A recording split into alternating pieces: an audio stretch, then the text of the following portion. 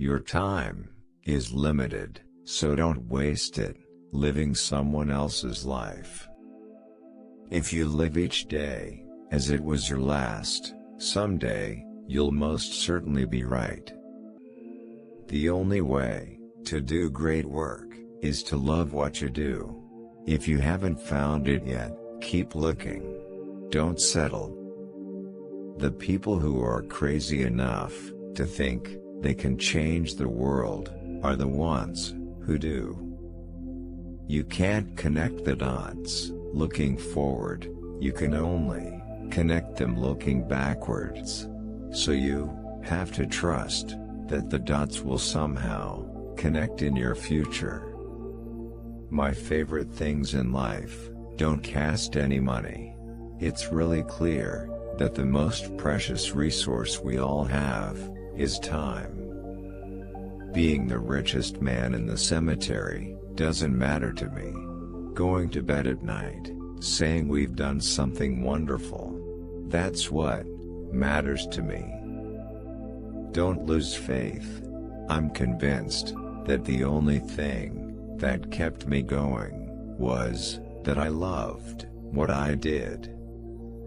It doesn't make sense to hire good people and tell them what to do. We hire good people so they can tell us what to do. You can't look at the competition and say, "You're going to do it better." You have to look at the competition and say, "You're going to do it differently." We believe people with passion can change the world for the better. If you keep your eye on the profit, you're going to skimp on the product. But if you focus on making really great products, then the profits will follow. Let's go invent tomorrow instead of worrying about what happened yesterday. If you really look closely, most overnight successes took a long time. You have to trust in something. Your guts, destiny, life, karma, whatever. This approach has never let me down, and it has made all the difference in my life. Sometimes, when you innovate, you make mistakes. It is best to admit them quickly and get on with improving your other innovations. Innovation is the only way to win. Everything is important. That success is in the details. Details matter. It's worth waiting to get it right. Focus is saying no to 1,000 good ideas. Focusing is about saying no. Simple can be harder than complex. You have to work hard to get your thinking clean, to make it simple.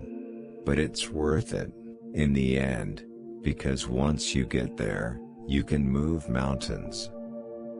Don't let the noise of others' opinions drown out your own inner voice. Have the courage to follow your heart and intuition. They somehow already know what you truly want to become. Everything else is secondary.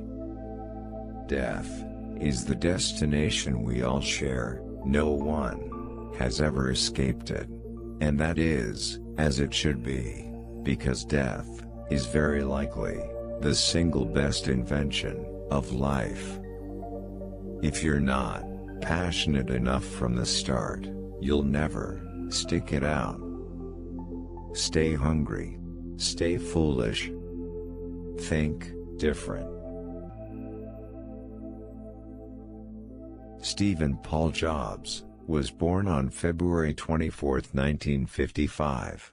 He was an American entrepreneur, industrial designer, media proprietor, and investor. He was the co-founder, chairman, and CEO of Apple, the chairman and majority shareholder of Pixar, a member of the Walt Disney Company's board of directors, following its acquisition of Pixar, and the founder, chairman, and CEO of Next. He is widely recognized as a pioneer of the personal computer revolution of the 1970s and 1980s, along with his early business partner and fellow Apple co-founder, Steve Wozniak. Jobs was born in San Francisco, to a Syrian father and German-American mother. He was adopted shortly after his birth. Jobs attended Reed College in 1972, before withdrawing that same year. In 1974, he traveled through India, seeking enlightenment, before later studying Zen Buddhism.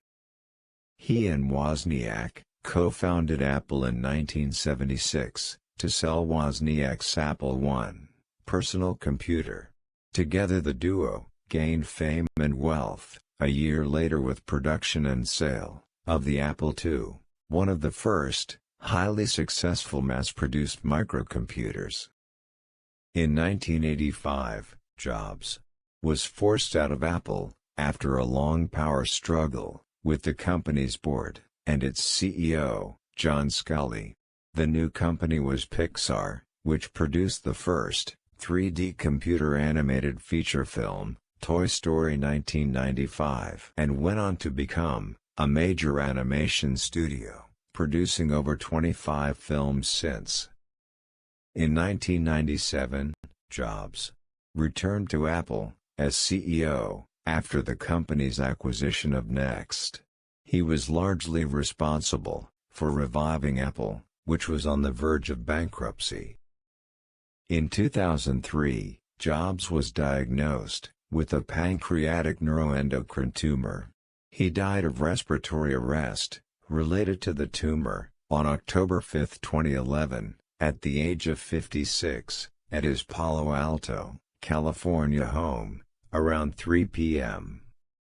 At his request, Jobs was buried in an unmarked grave at Alta Mesa Memorial Park, the only non-sectarian cemetery in Palo Alto.